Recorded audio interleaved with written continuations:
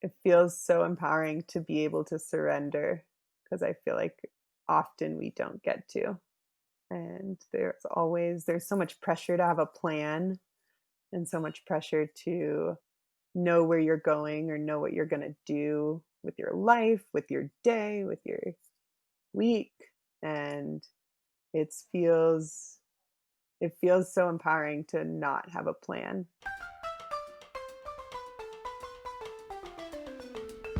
Hey everyone, I'm Triston, and this is the Backpacker Society Show, where we hope to inspire you to travel by talking with those who've already done it, giving you their tips and insight on the places they know best, and sharing knowledge on specific travel topics so you can have more authentic adventures. In this episode, my guest takes us to Hue, Vietnam, and Takure, Nepal. We also talk about connecting with the locals and surrendering to the unknown. So stick around and enjoy. You're listening to the Backpackers Society Show with your host, Triston. Hey everyone, Triston here, and welcome to the show. Thank you so much for stopping by, and I hope you'll be inspired by travel today. And I really want to give a very special thank you to you listeners out there for joining us on the very first episode of the Backpacker Society Show. Now, before I introduce my guest and topic today, as it's the first episode, I think it's appropriate to explain the goals of the show and also talk a little bit about my travel history. Because I can imagine you're wondering, who is this guy anyway, and why is he hosting a travel show? First, the concept of the show. We interview travelers and locals from around the world who give their insight on the places they know best and the experiences they faced in their adventures. So we have three main goals that we try to achieve with every episode. We want to give you specific tips and suggestions of things to try, see, and do, and some insight on what it's like in cities and areas around the world so you can have a more authentic experience there.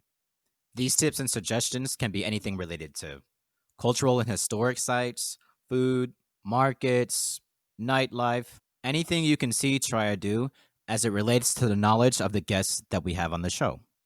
The second goal is to share knowledge on specific travel-related topics that you're likely to face if you adopt some form of travel lifestyle, so you can learn from that knowledge and apply it in your adventures. Those travel topics can be anything from how to make money on the road to how to make friends as a solo traveler. And lastly, we want you to get to know a little bit about our guests, because as they say in this community, travel is as much, if not more, about the people you meet than the places you go. Now, a little bit about me and my history of travel. So I started traveling 7, almost 8 years ago. Did my first backpacking trip to Europe, which was supposed to be just a 2-month thing in France and go from there. But it turned into 4 months, 2 in France, 2 in Spain. And 7, almost 8 years later, I'm still doing this thing. So who would have thought? Now, I've also worked for travel as well in that same time. So if I wasn't doing my own thing somewhere, I was probably on a cruise ship in another part of the world for a few months at a time. So there was a few years where I did it more full time. So 4 months or so at a time and then 2 months off. But for the most part, it was a bit more flexible. But either way, if I wasn't on land on my own, I was on a ship. I've been lucky enough at this point to hit all 7 continents. Asia and Europe for sure is where I'm more familiar with, but I've also had some cool times in Peru and South America, but Asia and Europe for sure is what I know best. I've done a ton of hostels, some volunteering here and there, and usually wherever I go, I prefer to stay a bit longer, at least a month or so if I can. So I just feel that's the best way to get to know the place or enjoy my time overall. But really, I don't want to talk too much about my story right now. But over time, you will get to learn more about my experiences on the back end of interviews through some insight that I give on the topics that we speak on. So enough about me. Let's talk about our guest today. My guest has traveled the world from Asia to Africa, the UK, and Central America. She's done tons of volunteering. I originally met her in Thailand, in Bangkok specifically, and she's simply an awesome soul. You can follow her adventures on her blog, justsoyouknow21.wordpress.com, and follow her adventures on Instagram at transporting_through and at transporting underscore through underscore two. My guest today is Ari. And in the interview, Ari gives us some local insights on Hue, Vietnam, and Takure, Nepal. And also, she talks on her experience with connecting with the locals and surrendering to the unknown, which I think a lot of travelers in general can very much relate to. And also, people who haven't really traveled before may wonder about how do you exactly go to a new place and really meet new people? Is it that easy? How do you go about it? How does being on the road affect that? So we'll dive into those topics. On the back end of the interview, I'll share a bit more of my insight. But for now, let's stroll into our interview with Ari.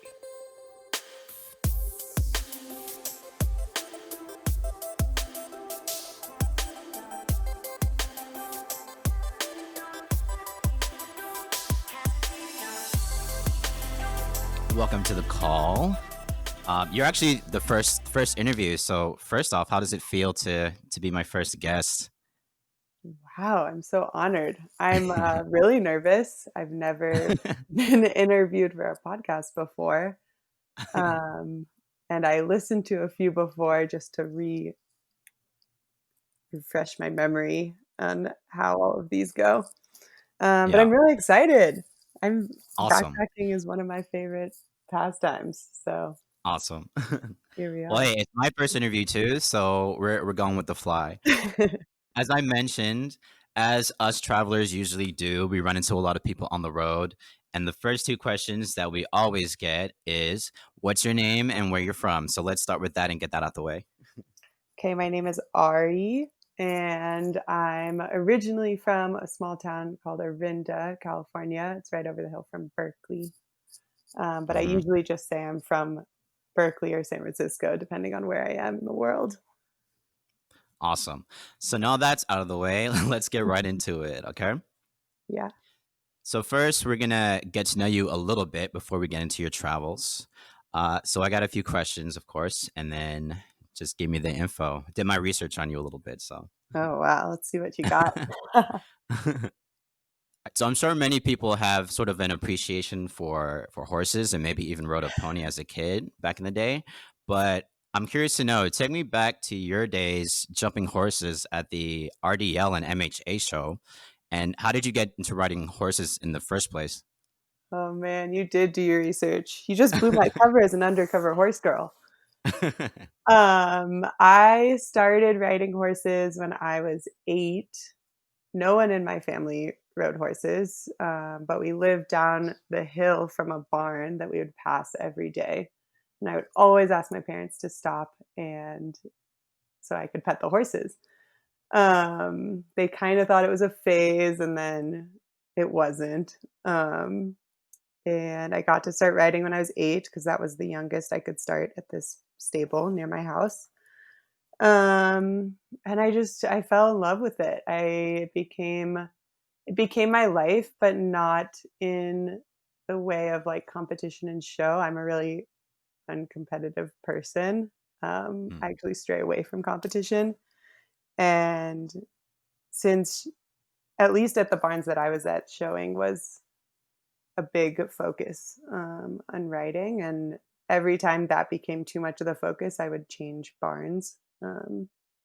Fresh slate, new start.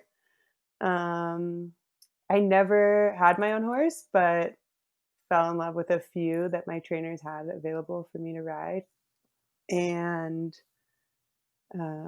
yeah, I spent most of my days after middle school and high school at the barn, um, bucking stalls and just like hanging out with the horses instead of hanging out with my friends.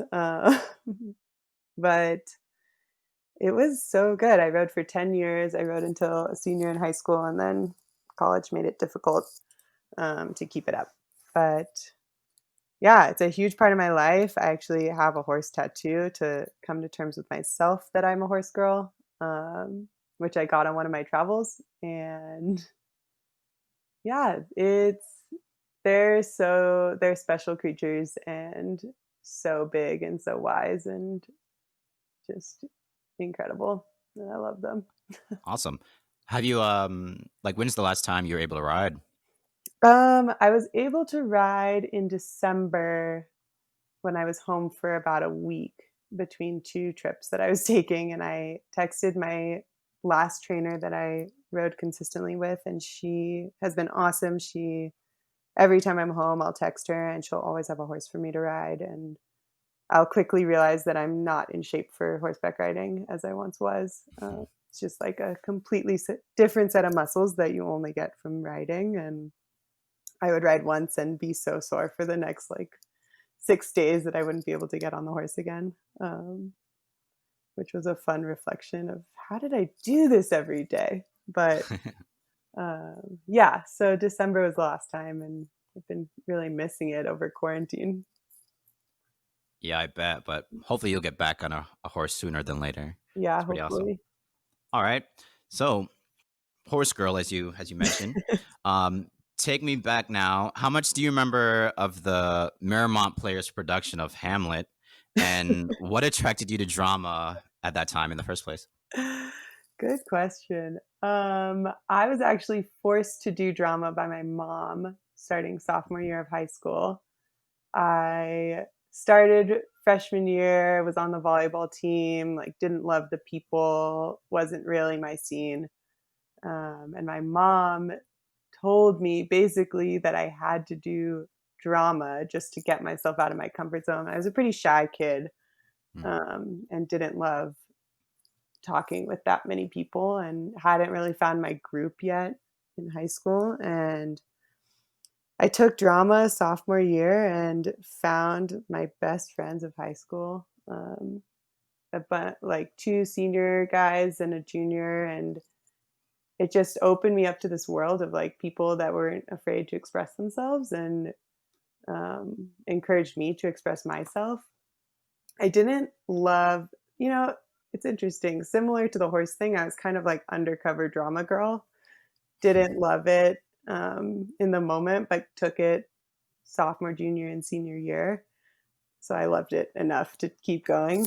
Um, but I was never in a production. I was always backstage or in the sound booth. I really loved being in the booth and feeling like I was in charge, but out of sight. Hmm. Um, I'd always show up with a burrito in one hand and, like, ready to go in the other, and everyone was like, "Focus!" And I am focused, I'm just hungry. And yeah, I loved it though. It was such a fun, like, alternative to what I thought was, like, the high school experience, quote, unquote. Awesome. Um, so even with the sound booth, like when you first started drama, did you immediately gravitate towards that, or kind of just over time you got I introduced? Yeah, we didn't get to like, start getting into helping out with the big productions until our 2nd or 3rd year in drama, and so junior year, I was always really interested in, like, what the booth looked like and how it just felt like a, like, control panel for, like, a spaceship or something. It was just so out there, and so many buttons and so many, like, things that you could do from that one space. And I knew I was never, like, being on stage was never my thing. I mean, I got horrible stage fright and, like, couldn't remember any lines and had no personality on it because I was just remembering my lines. And um, yeah, that's I just stumbled into it and I remember auditioning for one play being like, maybe I'll be on stage this time. Didn't get it. I was like, that's fine. I'm so happy in the booth. It's gonna be okay. All right, awesome. And also, so I know outdoor education, excuse me, and Mhm. all things wilderness play a big part in your life.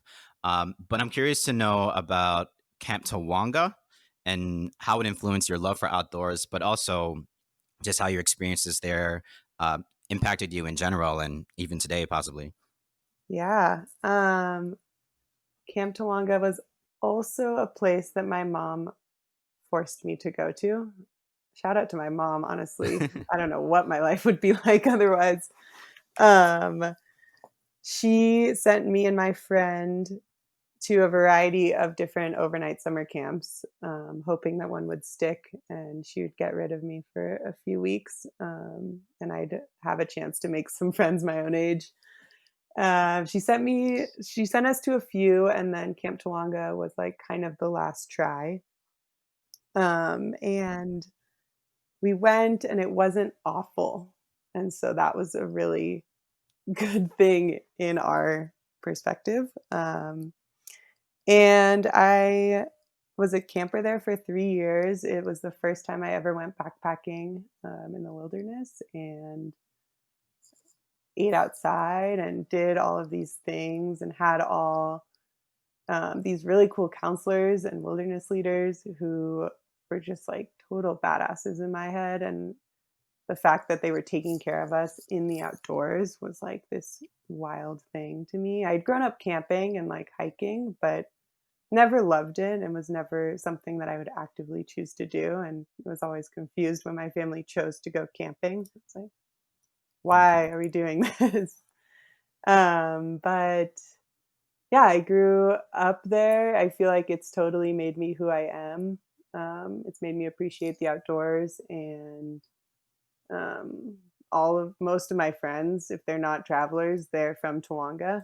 Um, and yeah, I worked there as a staff member for 6 years and went through the ranks of being a counselor, which is the hardest job in the world, and get paid nothing, Mm. to being a wilderness leader and taking kids out on trips. And last year I was the wilderness supervisor, and so I didn't go on any trips, but I planned all the trips and made sure they all ran safely and well and fun. So it's been really cool to like feel the progression as I move up and get older, but Tawanga stays a big part of my life and has totally like made me the person that I am today in every possible way. Um, yeah. So overall, it sounds like it's been at least 10 years or so you've been Yeah. associated with them. Yeah, I That's started in 2007 and worked there last year and was supposed to work there this summer, but they canceled all their programs. mm, But yeah, it's been a huge part of my life unintentionally and unexpectedly, but in the best way possible. awesome. I'm glad it worked out Yeah, me from too. the start.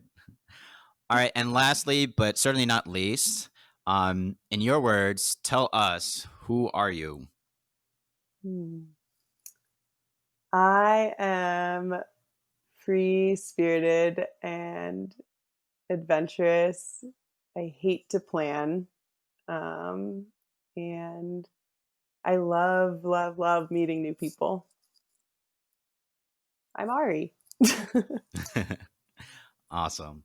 All right. Now that we've gotten to get to know you, the person, a bit more, are you ready to move on? Yes, let's do it. All right. So I want to go and focus. We're going to talk a bit about your travels in general later, but I want to focus right now on Vietnam and Nepal, specifically Hue, Vietnam, and Takure, Nepal.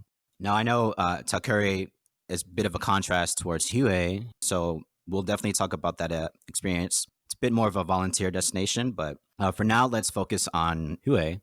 So tell me, also keeping your emotional connection to the side for now, tell me about your local insight. You spent a month there with local friends and who's happened to show you around. So tell me with regards to like culture and the food, what are the things to try to see and do there? Yeah. So I was studying abroad in Vietnam at the time, and we all got to do an independent study project.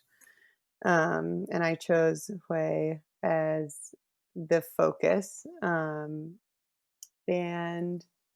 I was really drawn there because of this organization that I found.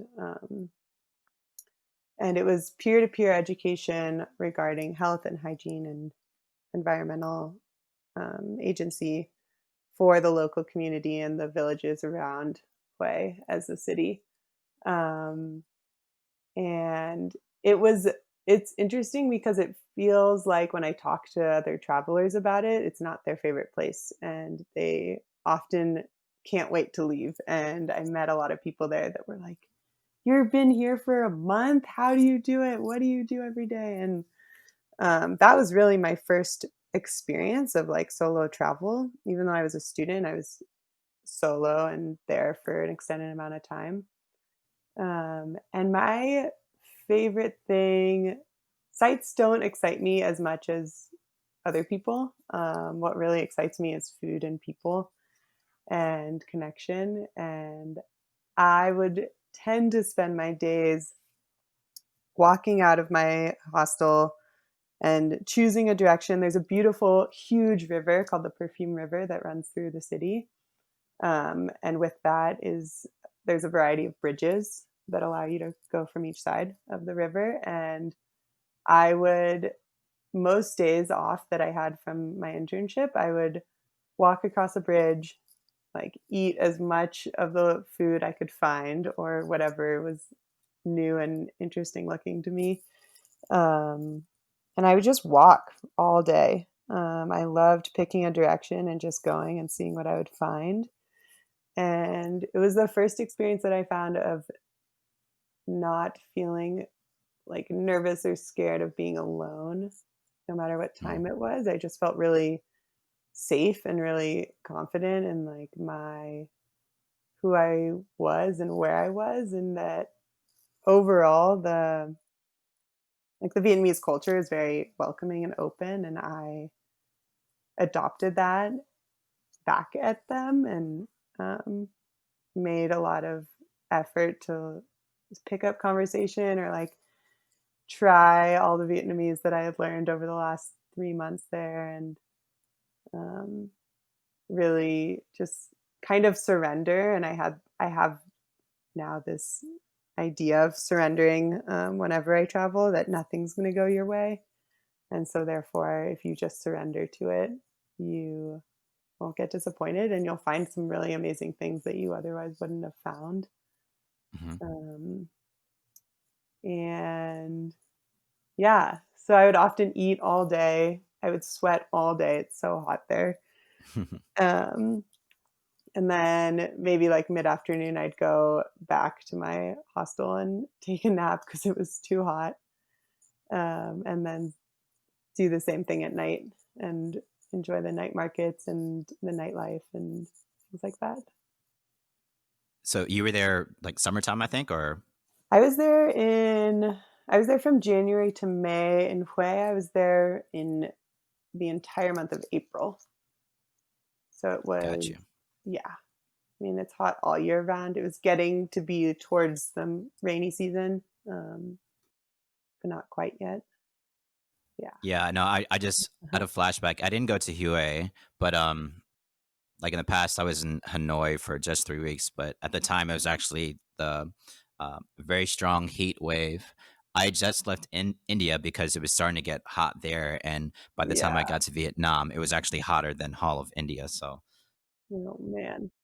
Yeah, in India, especially South India, is so hot. I don't know. yeah. Yeah, I don't remember where you were, but did you spend much time in Hue?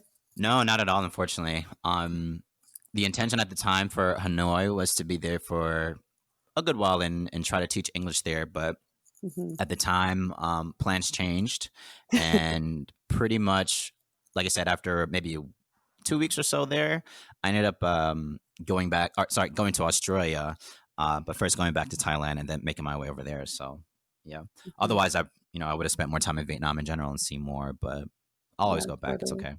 Yeah, you always got Hue. Yeah. So you mentioned you were volunteering there. Mhm. So what was the volunteering exactly?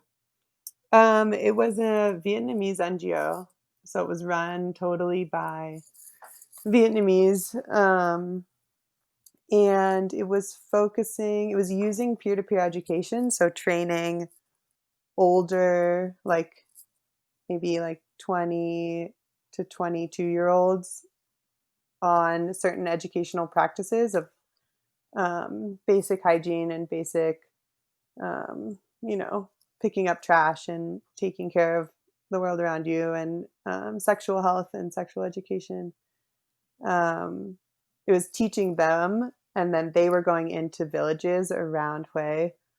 to teach in schools about this, whatever it was that they were focusing on that day, with slideshows and with movies and different interactive um, ways to teach. And they were finding it really beneficial to have students who were closer in age to the students that were learning than older teachers or an older generation that also maybe hadn't learned these concepts or these values as well as the younger generation, which was feeling like empowered and like it was their job to teach these concepts. And so I kind of chose them based on my interest in what they were teaching and how they were teaching it.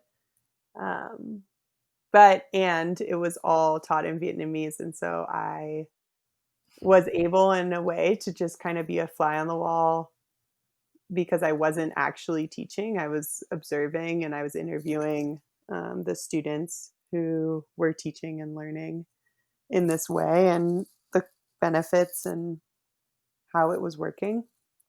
So, yeah, it was really awesome to see this kind of teaching happening in a smaller town. You know, you're not in Hanoi, you're not in Ho Chi Minh City, you're um, in central Vietnam, which is, we were in one of the bigger cities and yet still surrounded by village. And um, yeah, it was really awesome to talk with young women about um, like sex ed, and they were really open with talking about it, more open than I had found with talking even here. Yeah, they were so welcoming. They would pick me up on their motorbikes and we'd go into the village and um, I'd observe and hang out with the kids and we'd play games. And I kind of got to like bring out also some of my like counselor energy from Tawanga and Yeah. get to, yeah, just interact and connect with the kids there, which was so fun. I mean, connecting with kids is always fun, and just like not sharing the language, but still being able to laugh and connect is it's amazing. All right. In a similar breath, let's move to Takure. So there you spent 5 months living and working. But tell me a bit about their situation because I never heard of Takure before, Hmm. and I did my research, and unfortunately, back in 2015, they had an earthquake. So just explain a bit more about that and what you were doing there. Yeah. So in 2015, a huge earthquake hit Nepal, spreading. I mean, it reached all the way to Kathmandu and to other areas of it, but it was the epicenter was in Takure, and only one of the houses in the village survived, which prompted two Americans who were doing the Everest Base Camp trek to kind of rethink what they were doing and feel like they needed to help. They were there at the earthquake and didn't feel like it was just time for them to go home. And they started this organization that I was at, um, and in an effort to help rebuild the community and rebuild sustainably with earth, and in an earthquake resistant fashion. I mean, many of the houses were brick and not super earthquake safe. And after the earthquake, it felt like this is how houses should be rebuilt. And they had an effort to get all the houses, yeah, rebuilt. And I showed up in 2018, at the beginning of 2018, and had the intention to stay for a month and stayed for 5 because anything could happen. And I surrendered to all my plans. And it was the first time since I was in Vietnam, which was in 2016, that I felt really connected to a community and felt like um, I could really like kind of surrender and like ease into life there. I had been traveling for 2 months before that and was feeling really tired of traveling and tired of moving all the time. And I landed there. It's about 30 miles east of Kathmandu, but it takes about 5 to 6 hours on a bus because of the roads and, weaving and turning around the hillside. So yeah, I was really excited to get to spend a lot of time with locals and learning a lot from them, again, without shared language. But they were so patient and so happy to teach me different words and different phrases. And we just communicated so much with our laughter and our eyes and hand body gestures. It was yeah, and it gave me a purpose, which I found that with traveling, it's sometimes hard to find what exactly you're doing. Yeah, that is a fair point. I know, um, I've been doing my thing for a good while, and more recently at times, as far as that point of finding your purpose of travel, I think about it like what am I gonna go with it next? So it's definitely a good point. We're gonna get back to that in a bit. Okay. But unless there's something more you want to add as far as specifics to Takure or Hue, are you ready to move on? Yeah. All right, let's do it. So we got to know you a bit earlier, Ari the person. So let's get to know you a little bit more as far as the traveler. So first time stories. Everyone sort of has a that first story that led them to decide to pack all their things in a backpack and go traveling for the first time. Some stories are more straightforward than others. So talk to me a bit. What inspired you to travel in this form for the first time?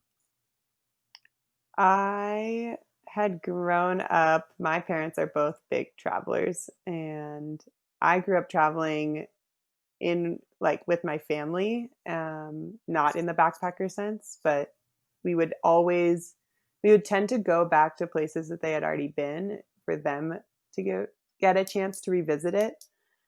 And so I was always growing up hearing their stories of their, like, crazy backpacker days and hearing that while also experiencing not that as a kid and as a young adult as I was still traveling with them. Um, it felt like I needed to create my own stories instead of just hearing theirs. And they totally inspired me to do that. And I just felt like there was so much more potential. And I had to figure out who I was as a person and who I was as an individual without any of my surroundings of people I went to school with or people that had prior like ideas about who I was or placed their own ideas about who I was. I really liked the idea of being anonymous and also creating my own identity. And yeah, so I my taste of it was when I was in Vietnam. However, I was a student and was in a program for most of the time, except for when I was in Hue, but I was still like working and had the internship and didn't have all the freedom in the world to just pick up and go wherever I wanted. And then I graduated from college in 2017 and worked at Tawanga and didn't really know what I wanted to be doing and had saved up some money from working and all the things and decided I was talking to a friend actually at Tawanga in the postseason of camp. They do these fall programs and we were the same age. We had both just graduated and he was like, "What are you planning to do right now?" And I was like, "Maybe travel. Maybe I'm going to go to India." India was always somewhere that scared me a lot as a place to travel and therefore intrigued me. And so why not just jump right in? Mhm. And I had a friend who was traveling at the time and she was in Vietnam and we had talked about meeting up in India as like a way that we could travel together, and we both didn't want to go alone. And he decided to come, and so the three of us traveled together for about 2 weeks. We left November 11th, 2017, and landed in Goa, India, which is a strange place to land for your first place in India. It's like the beach town, chill. My parents always said, "You don't deserve the beach at the beginning. You have to work for it." I didn't learn that until later on, but I now understand what they mean by that. I wasn't ready for the beach. I wanted the like intensity of the city, um, but yeah, I picked up a backpack and went on my way. Packed way too much. Did not know how to pack. Um, didn't know how long I'd be gone for. Had a one-way ticket and kind of went from there. That's awesome. You definitely gave me a hell of a flashback with not knowing how to pack for that first trip. Oh my god, it's terrible. Yeah, I still don't know how to pack, to be honest. Every trip I bring way too much. And then I always buy things there. It's like, why did I bring 8 dresses? um, but tell me, so obviously you mentioned your parents did a lot of their travels in the past. Was there or is there a particular story as far as a place they went to that really put in your head, I want to do this? First question, and then second, was there a particular place that they sort of mentioned to you to go to that you've since gone to? Mm, they they traveled a lot. My dad had traveled a lot in Nepal and had actually lived there for a year in Kathmandu, um, around Bodha Stupa, which is one of the biggest stupas there. And so him and my mom both traveled there together after he had lived there, um, and had done these like crazy treks and had gotten lost on the side of a mountain. And I mean, they tell the story so well. But basically, they just like had so many wild, like kind of intense experiences that I was like, I want to do that. Like, I want to Mm, feel that rush of kind of being like, I have no idea what's happening. But I don't know. I have these gut feelings of like, I know it's going to be okay, or like, this doesn't feel right. Um, and I've learned a lot to trust my gut.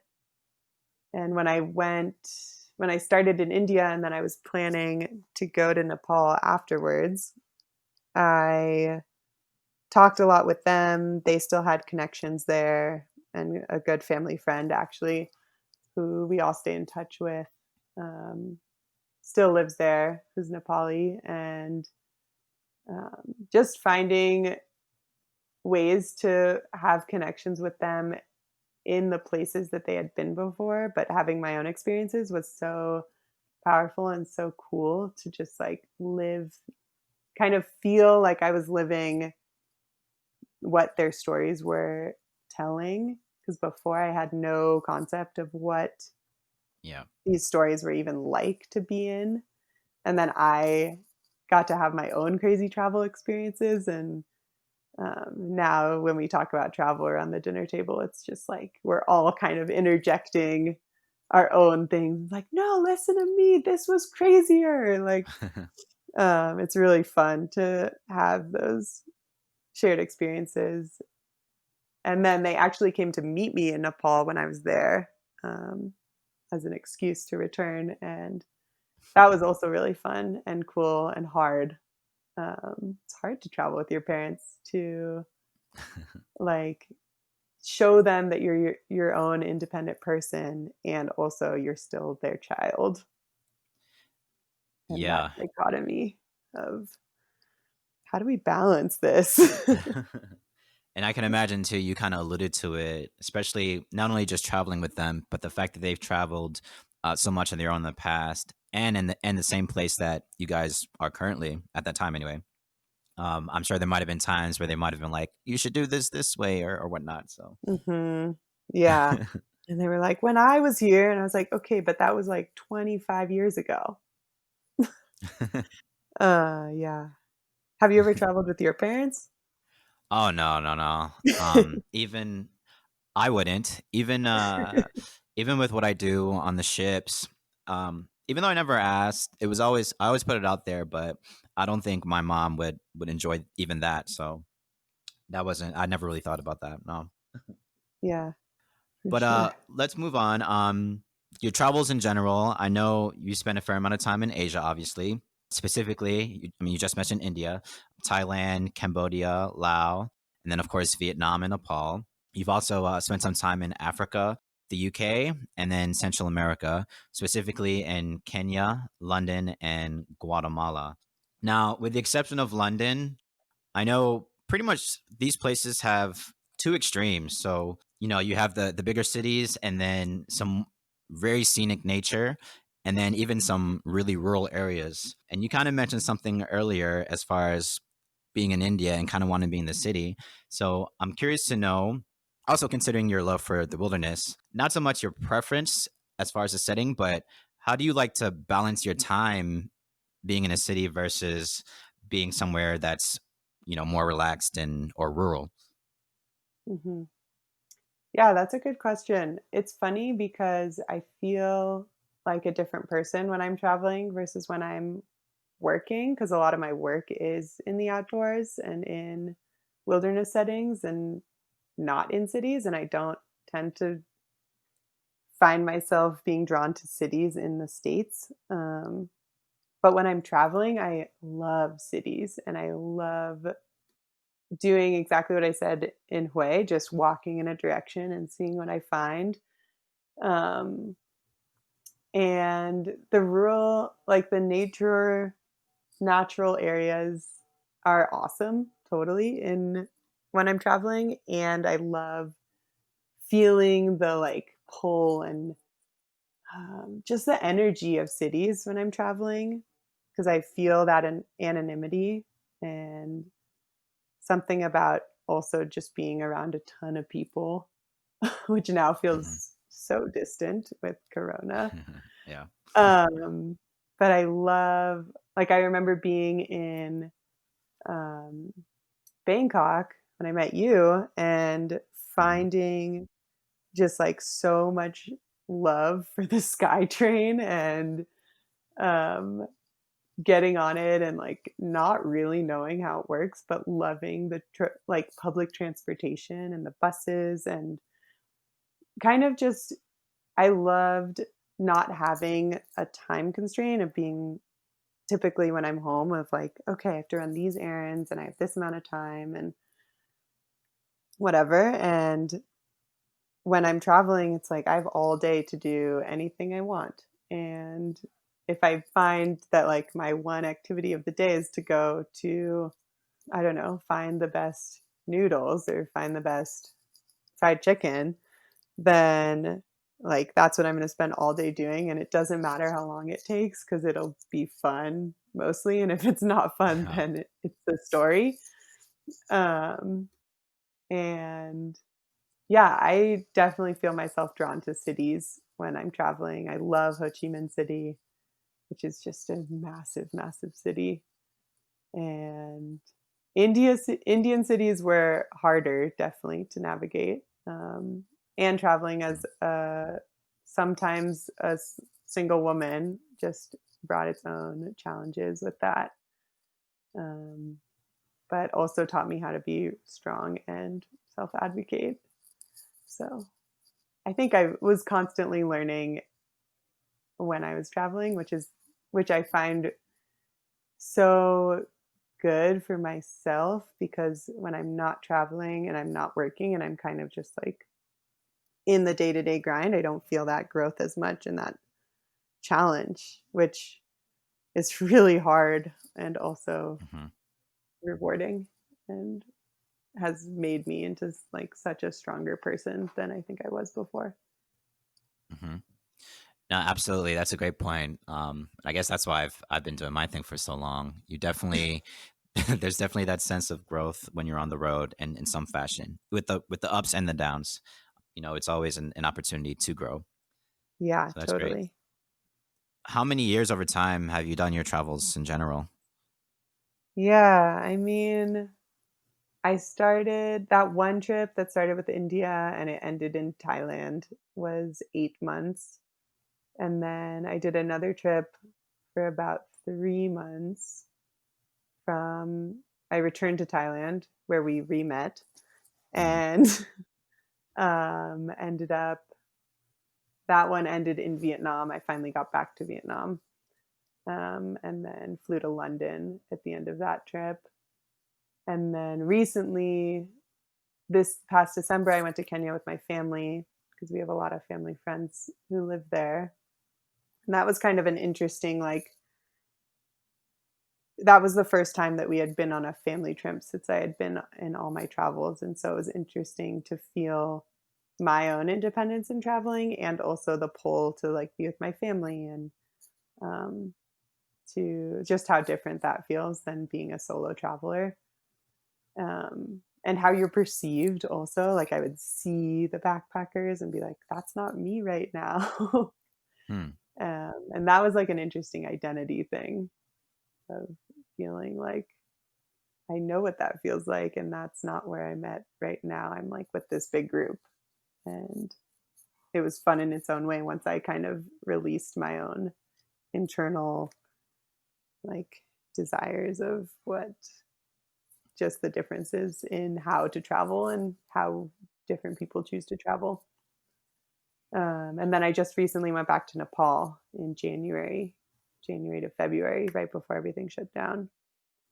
Yeah, so it's been like a span of a few years. I typically kind of I do back to the purpose thing. I just feel like I'll often kind of lose my purpose when I'm traveling and I'll find myself a job in the States guiding, um, doing backpacking, extended backpacking trips and working with teens or kids, which makes me feel really like fulfilled and inspired. And by the time I'm finished doing that, I'm usually ready for my next trip. And it's been this kind of cool, like,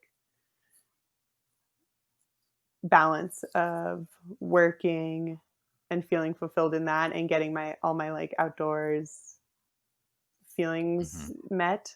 Um, and then when I travel, I'm just like city girl. That is an interesting point. And yeah, I didn't even think about as far as you're actually working in the wilderness and that change up when you're on the road. It makes sense. Hmm. Okay. So we're gonna slide in a little bit. So your travel topic, which you've already alluded to, connecting with locals and surrendering to the unknown. Tell me why Hue and Takure specifically connected with you more so in relation also to connecting with the locals and surrendering to the unknown, and share some stories or examples in general from there and your travels as a whole that explain that. Hmm.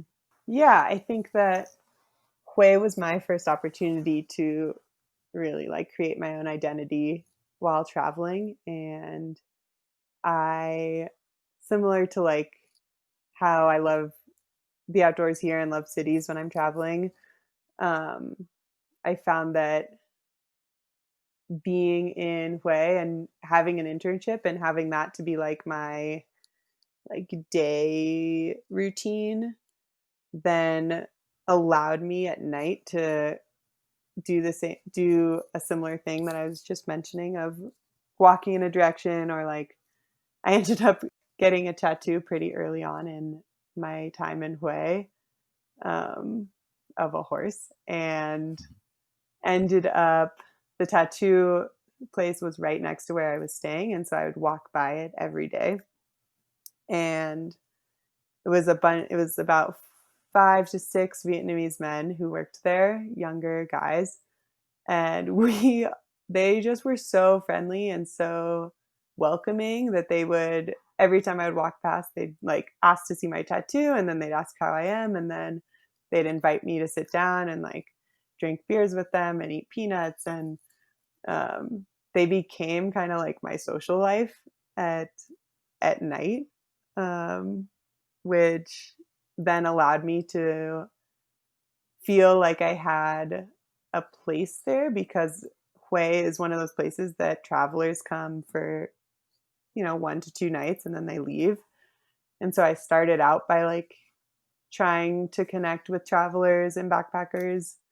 But then I was there for too long to actually make it feel sustainable for my own mental health and stability and um, feeling of connection, Yeah. that those locals that worked at the tattoo place and also just worked at all of the restaurants on the street. I became really good friends with them, and they, I realized that if I was open to them, they'd be open to me. And so instead of kind of like shutting them down or being like, no, don't talk to me, or, they were always trying to sell me things on the side of the road as I walked past. And I just decided at one point to just talk with them and be like, I'm not going to buy this, but like, what's up with you? What's your name? And we'd have like fun banter together that resulted in them always offering to like, okay, like my day off is tomorrow. Do you want to go like walk around the city and go to the market, or whatever it was that we were going to do? And it was so fun to just like walk around with people that were from there and to learn from them and to talk with them and to laugh. And um, I just always had the best time with the locals finding their favorite food spot, and yeah, getting their insight instead of, the backpacker scene is really cool and I like really appreciate it for what it is. And I also love like feeling like I am learning from someone who's from there instead of talking about like, you know, where we're going next. Or there's the typical backpacker back and forth of like, who are you? Where are you from? Where are you going? Where have you been? Hmm. You know? And that was getting really old for me. And it was really refreshing to feel like we could just talk about this amazing food that we were eating, or this amazing bumbohe, or yeah, just connecting over where exactly we were and being really present with that. And then with Takure, kind of the same thing. I would spend a lot of time. At the time that I was there in 2018, brick production was a huge thing, and they were making these earth bricks out of cement, soil, and water. And all the local Nepalis that worked at this brick training center, we called it, um, just were so much fun. And I would always, if I could, we'd sign up every day of like where we were working, or what department. Kind of, there was an agriculture department, earth building, and I would always want to be making bricks or throwing bricks. We'd like do a lot of brick moving with the locals, and I just remember laughing so hard with all of them. And we would like work for maybe 5 minutes and then they'd all take a break. And I'd be like, what? We just started. And they're like, no, no, no, teacher, sister, like, it's okay. We'll all just like, don't worry. There's plenty of time. And I was like, what?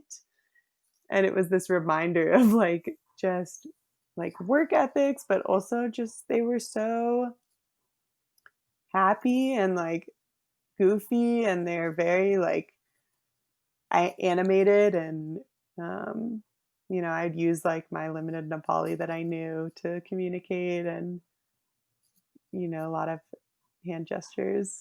Hmm. And they really, I feel like in both settings, the locals really changed my experience there, and um, are the people that I think about when I think of the place, because for me, it really is about the people, and I could be kind of anywhere as long as the people around me are really good. That, Absolutely.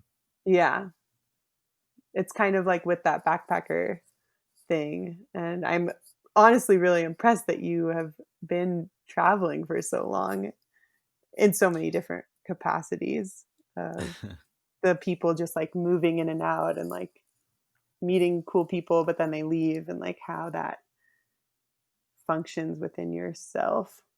Well, I mean, just to answer that, sort of, I don't know, I've always First of all, my trip was supposed to be 2 months in France, and that was gonna be it. Well, 7 years later, whatever it's been.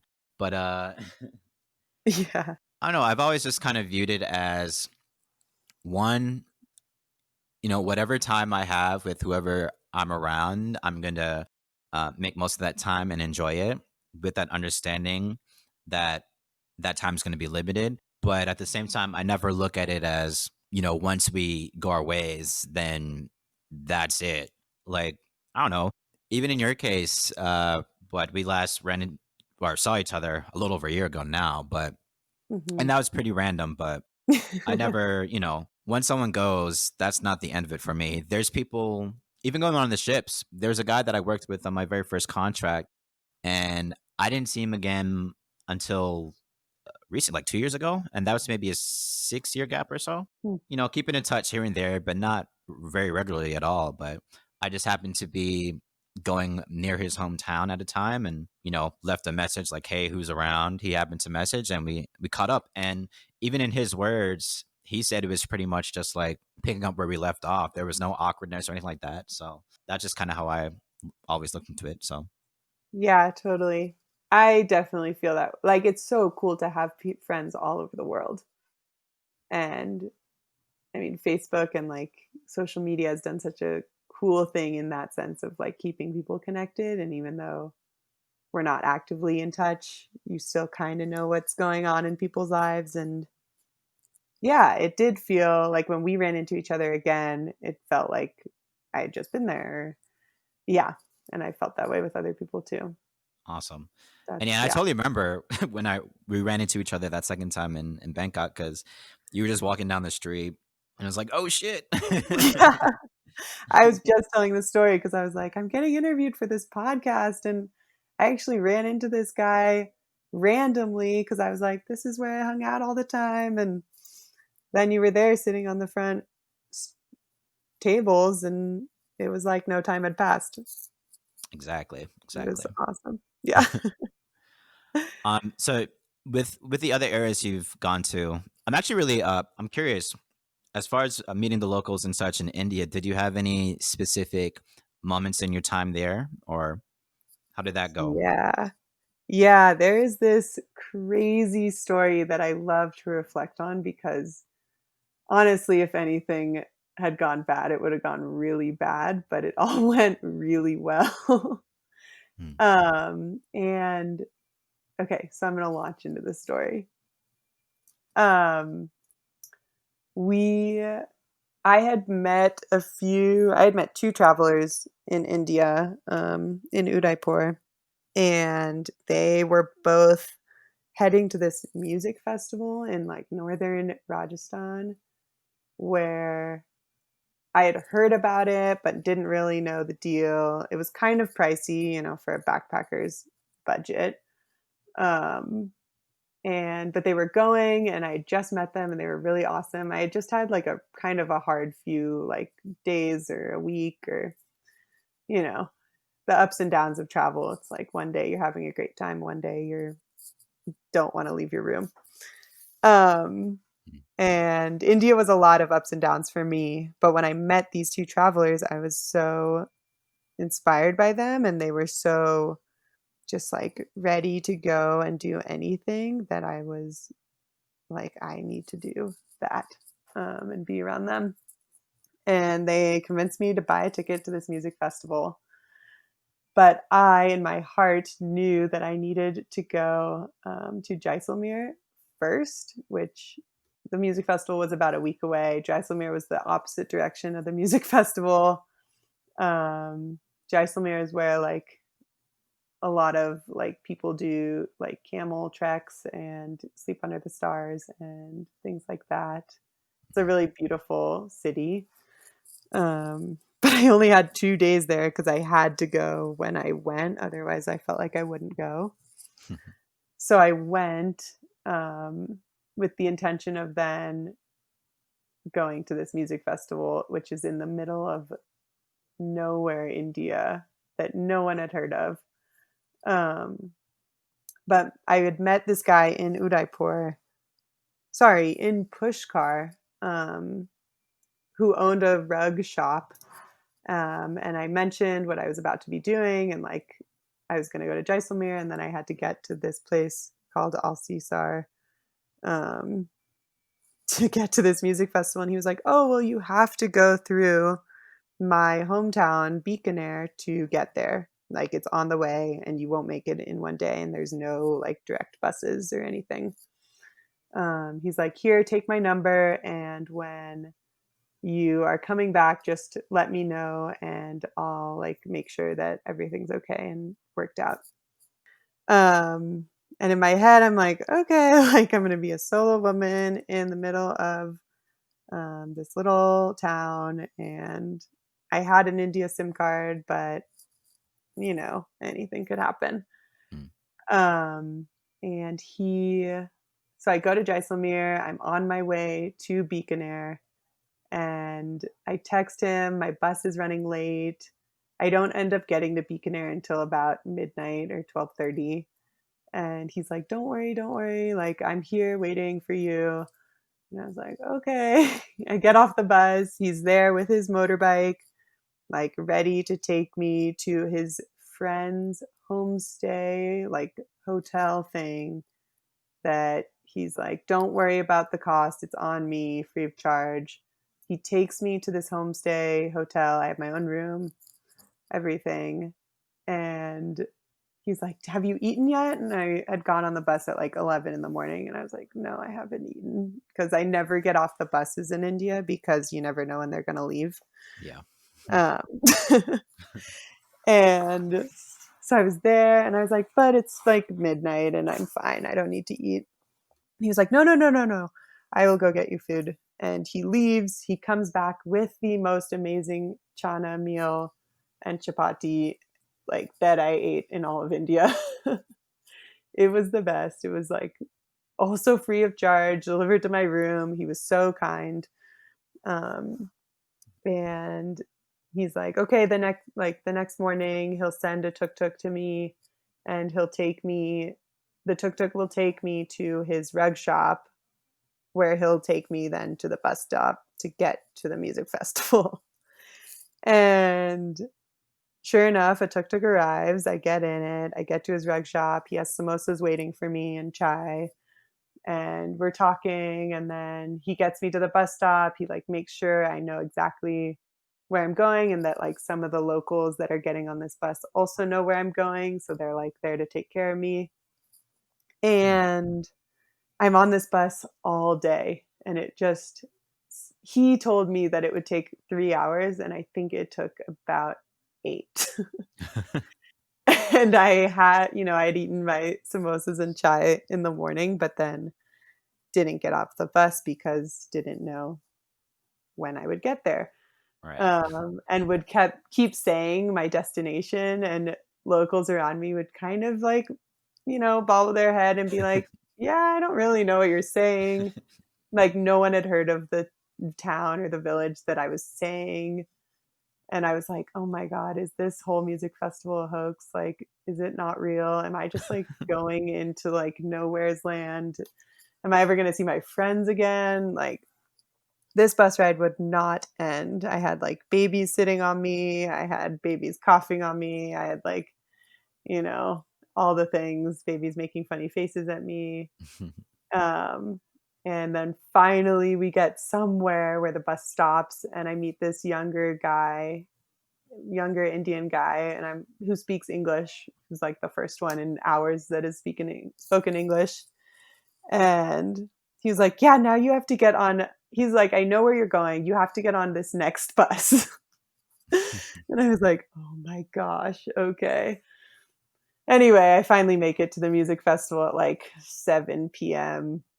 and my friends are there like waiting for me at the front gate, and I'm just so exhausted and show up in like my hiking boots and my like down coat that's falling apart and just like, not ready for a festival at all. But the fact that I've just like gone on all of these buses and trusted all these people and have made it made me feel just like so I just felt so happy and warm, and like that was crazy of a 2 days of travel, and yet, like, all of them had the best intentions for me, and I just trusted that eventually I would get there even though no one knew where I was going. Um, Absolutely. That's definitely surrendering to the unknown for sure. yeah, yeah, and I wouldn't have changed it for anything. It was awesome. It was I still think about that story pretty often. So tell me, growing up, in your words, as a shy kid to then doing these travels over time, how have those travels changed you? How have you changed after those experiences? Yeah, I feel like I've just become so much more confident in who I am, and in talking to strangers, I think that every time I get back from a trip and I'm on public transportation here where I grew up, I'm, like, so much more willing and open to everyone on public transportation kinda has their head down, they have their headphones in, no one really wants to look at each other, and I just, like, am looking at everyone and don't have my headphones in just because I, like, wanna be open and ready if anyone, like, wants to talk. I'm, like, so excited to talk to anyone new and meet a stranger and feel a connection to anyone else. And I've actually met a few people on, BART, on the train here, Mhm. and have, like, kind of had those traveler moments of, because I wasn't wearing headphones, because I was, like, looking up. Um, and this one guy specifically had a question, and he was from out of town, and we just started talking, and we, like, you know, met up. We were going to be in the same place a few days later, out of town, and met up and had that traveler moment of just being like, whoa, we, like, definitely wouldn't have met if any other circumstance would have been happening.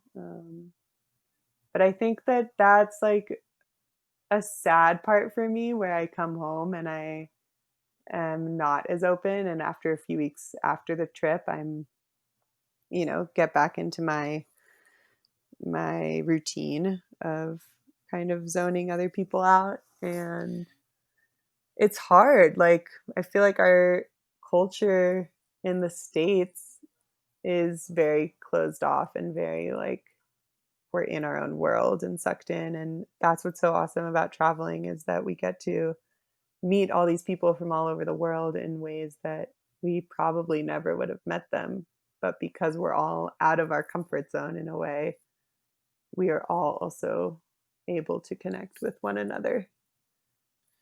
That's absolutely true. I feel in the sense of traveling. I was gonna ask, because it is definitely hard when you go back home or just your home country in general, and you kind of revert back to, as you said, keeping your head down, trying to, um, stay in your own space. For you, or in general, I guess, what do you think is the trick to kind of not fall back into that trap when, you're back home and you kind of revert back into this being very introverted and not really open to others in general? Yeah, I think it takes, like, consistently remembering that feeling of when you were traveling, or, like, think of, like, worst case scenario. What could happen? This person could, like, not wanna talk, and then that's it. Um, but being open to that, and it's hard though, like, reverse culture shock, and how, like, everyone else what was hard for me when I came back was that I had just had all these crazy adventures and these stories and met so many people, and I came back to my friends who had been here the whole time, and they were like, "Wow, you just left, like, that was so fast," and the connection there is just, like, they've been going to work, and they've been, like, living their life, and I felt like I was on this whole different plane of, um, all these adventures, and I felt like so much time had passed, and, um, feeling that disconnect, and then also, I think just it's hard for you to keep yourself accountable to stay in that traveler mindset unless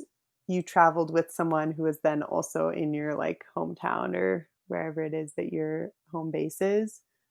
um, to keep each other accountable because it's hard. I don't know. I've like find myself always reverting back to it, and then I start traveling again, and takes a few days to get back into that other mode of like being really open and talking to a lot of people. Um, yeah, how do you keep it sustainable or keep it going when you're at your home base or not actively traveling? Yeah, I mean, it's to your point, it's definitely hard, and I always sense myself kind of reverting back in some sense when I'm not on the road. Um, Even being on ships, which is a whole nother story in itself, but Mhm. um, I don't know. You just have to, as you said, you just have to kind of put your.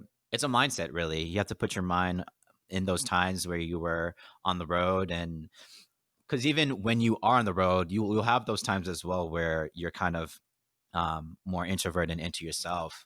But I know for me, I try to think of moments, especially when I first started traveling, how because yeah, there was this. I remember when I was staying in Barcelona, and this was my first trip, part of my first trip, and I was at this hostel. They had a fairly bigger hostel, but not too huge. But they had this bar. I didn't really meet anyone there at the time. Um, but I was, sit at the bar chilling, and then this random person next to me, he ended up buying a bunch of shooters or whatever, and he had a bit too much, so he just turned to me. He's like, "Hey, do you want one?" I was like, "Sure, man. I'm not gonna." I'm always gonna have some free alcohol, but we Yeah. struck up a bit of a conversation, and that kind of took me out of my shell. But the interesting thing to me, and the reason I always think about it, because this was like 7 years ago, whatever it was, but he hadn't actually been staying at the hostel. He was there randomly, and it was sort of like, I don't know, the travel gods looking out for me. It's like, hey, get out your shell. He ended up Mm. introducing me to this group who, again, he didn't know, but just met earlier that night. It's about 4 or 5 people who had met on their travels as well. And then for the rest of my time at that hostel specifically, I ended up traveling. Sorry, I ended up hanging out rather with those guys for the next few days. So, if that initial guy hadn't been there and just happened to say something, take me out of my shell, then obviously I wouldn't have met that other group, more than likely anyway. And then I guess have that group that I can hang out with, and I think that was actually the first time I stayed at a hostel as well, and that Mm. kind of showed me just what that environment was. So anytime I'm back home, I just remember try to remember things like that, where if you put yourself out there, or open yourself to be able to let someone in, then you'll have moments like that. So that's the Yeah, best way I can totally. describe it. It takes like that one person.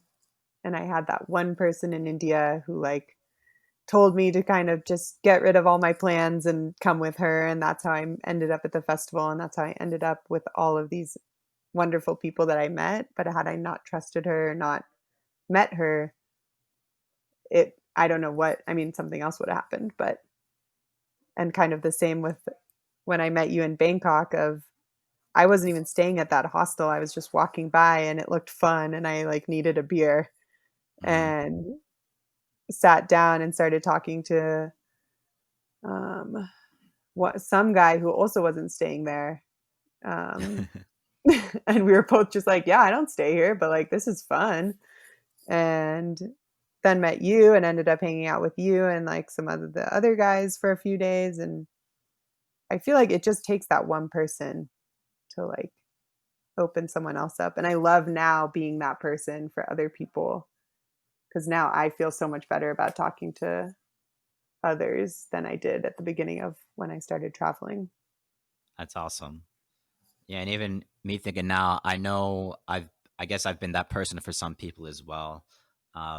So again, just trying to remember, that you can be that person to kind of make someone's day better in any sense, and just trying to keep that not just on when you're traveling on the road, but at home, wherever you are in general. So, but definitely, it Yeah, takes some work. totally. It's not as easy as it sounds.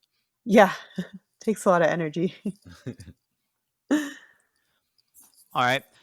Is there anything else you'd like to add as far as your experiences connecting with locals, surrendering to the unknown during your travels? I don't know, it's just such a free feeling. It feels so empowering to be able to surrender because I feel like often we don't get to.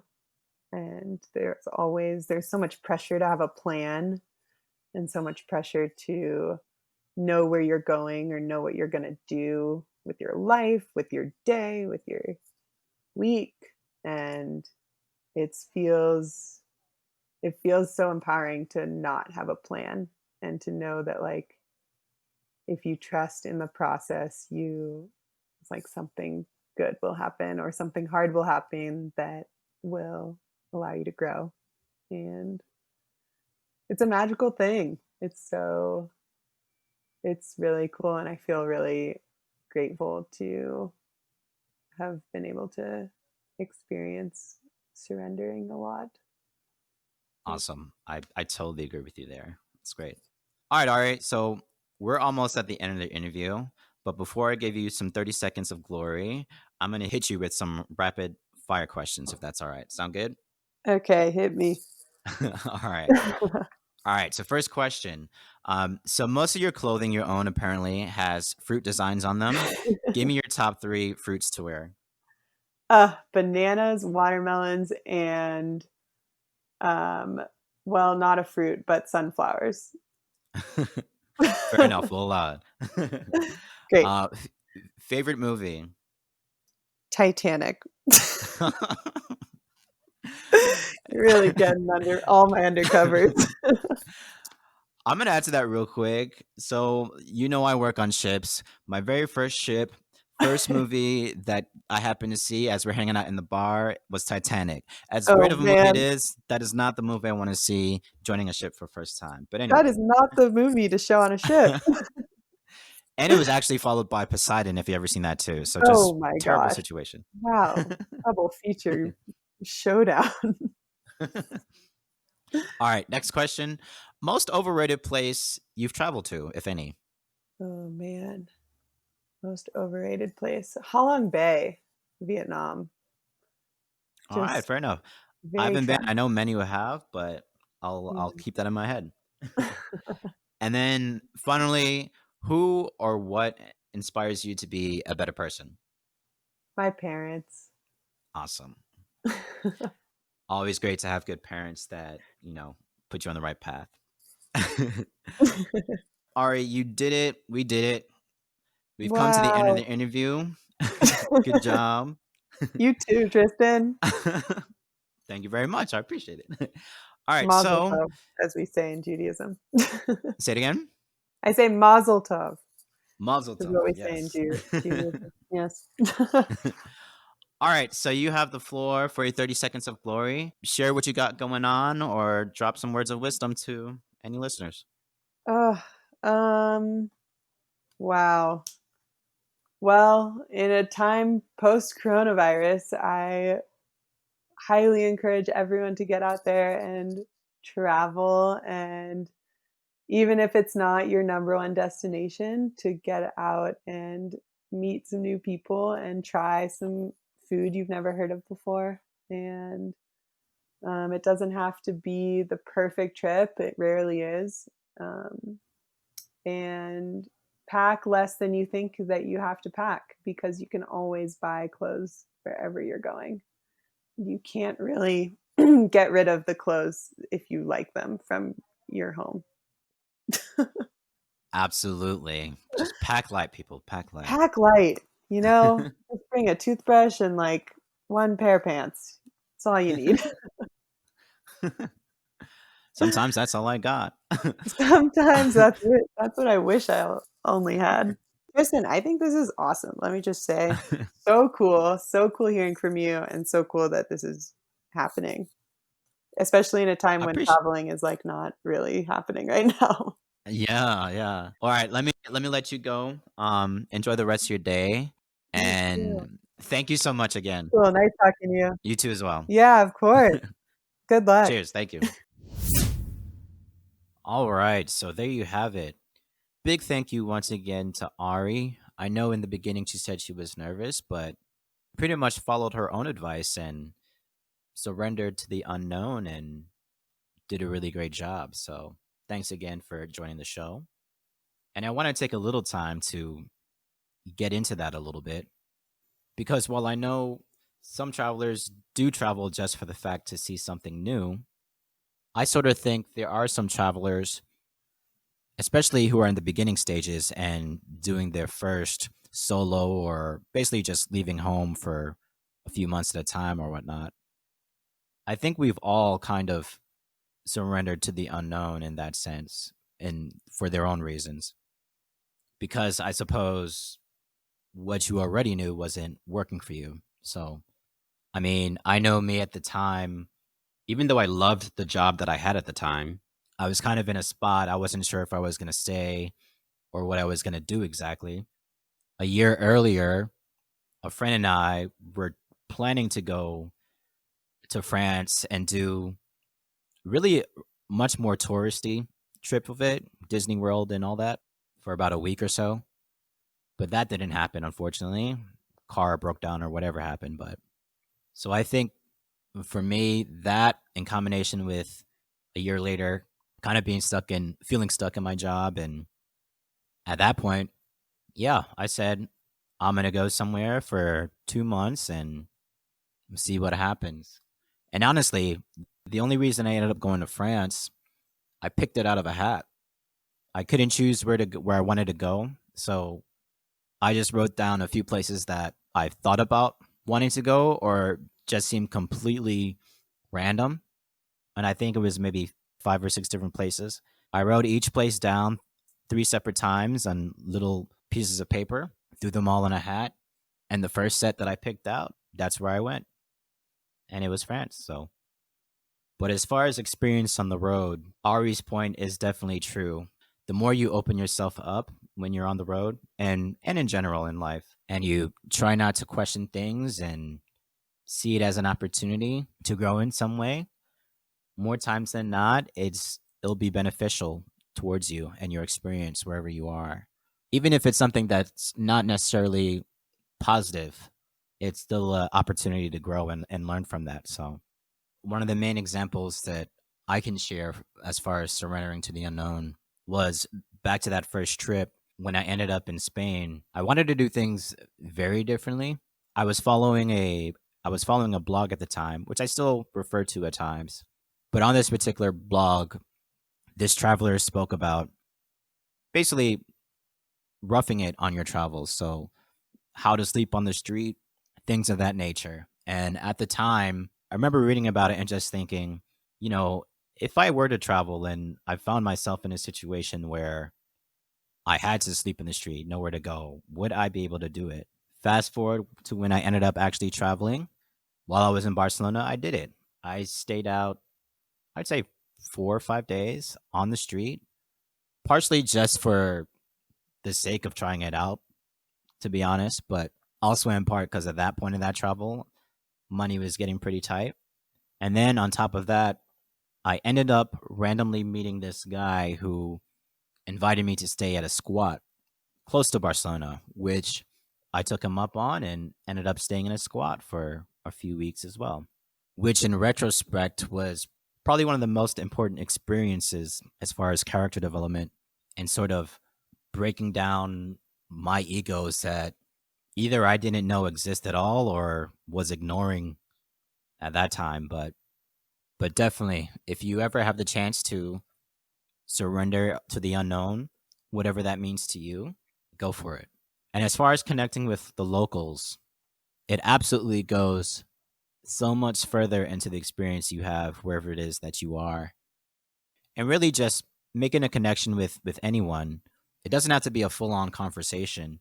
Even a simple smile can have an effect and create a moment of connection with someone. So, but I remember in my time in Vietnam, in Hanoi, I remember one day I was in the center. I forget the name of the main lake there, but I was in that area and I was sat on the park bench for about an hour or so. And in that hour, I had some short conversations with at least 3 different locals who just happened to see me sitting on the bench and wanted to sit and practice their English. I know there was one lady at one point, there was a there was a gentleman who came by, and then at another point, it was about 3 or 4 students who they were doing some sort of survey related to speaking with travelers, but it was a way for them to practice their English. And the locals that I met that day, their English was actually pretty strong, so which is always helpful. But each interaction was actually pretty fun. They were genuinely, interested in what I was doing there and what I thought about it. And then, of course, I returned their interest and found out a little bit more of them at the time. So, to Ari's point, the Vietnamese are definitely very friendly and open. It was actually probably one of the most normal interactions, I guess, when it came to the locals approaching me. Usually in most spots, not that the locals aren't friendly, but it would be you would have to make some sort of approach and then they open up to you. But definitely in Vietnam, the locals there were more willing to make that approach first. So another example that comes to mind as far as meeting the locals, not too long ago, I was in Bulgaria and it was actually my first day there. And I was getting pizza at a Domino's. Don't judge. I really wanted pizza. But but there was a family there, a mom with 2 younger boys, 4 no older than 5. And I stick out a little bit some places I go. It's fine. But I remember the look on these boys' faces. It was the look of wonder and confusion. And I'm pretty sure I was probably the first Black person they've ever seen before in their life at that point. But what I remember with my interaction, as I ordered my pizza and I sat down and waited, this mom and her 2 little boys were sat not too far from me. And the boys are looking and staring with their wonder and confusion. I look at them and I gave a little smile. And I noticed the boys had these little Kung Fu Panda toys with them. The one brother, pretty much as soon as I gave a smile, and he immediately was super friendly. He came over. He wanted to show me his toys. He spoke no English, except for a few words, very random words. But so he started saying those words. I think they were basic colors or something. I don't know. But he was saying his words. So I started saying some words kind of to teach him something at the time, as he's probably showing me his Kung Fu Panda toys. But I noticed still the other brother was still very shy or nervous. And this kept on going for a little bit. The boy would at times go back to his mom and then come back to me, showing me another toy, saying another random English word, hoping I would give him an English word, which I obliged and would say something. I would just point to outside and say outside or things like that. And eventually, the other boy started to warm up, and then he came over too, showing me his toys and being friendly. And then, of course, I talked a little bit with mom. She also didn't speak English that great, but, she asked where I was from and, how long I was in the area, so on. What did I think about it and such. And it was a neat little exchange. I know Ari made a point in the interview how kids are always fun to interact with.